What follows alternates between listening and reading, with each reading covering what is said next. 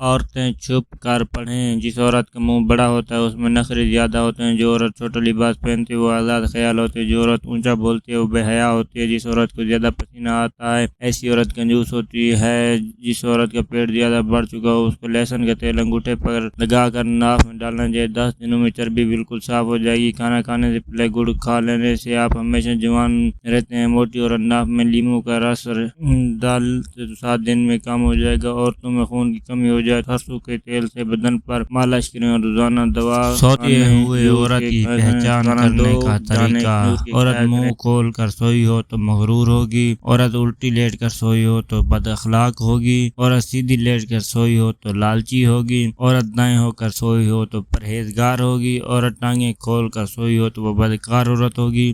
عورت کے منہ میں لعاب ہو تو وہ اچھی عورت ہوگی۔ سوتے ہوئے خراٹے لے تو وہ دکھی عورت ہوگی۔ سوتے ہوئے سیٹیاں مارے تو غصے کی تیز ہوگی۔ منہ پر بازو رکھ کر سوئے تو وہ دولت کی بھوکی ہوگی۔ منہ پر کپڑا رکھ کر سوئے وہ ایماندار ہوگی۔ آدھی آنکھیں کھلی ہوں تو وہ کچی عورت ہوگی۔ سار کے نیچے ہاتھ رکھ کر سوئے کیا جنت میں بھی اولاد ہوگی؟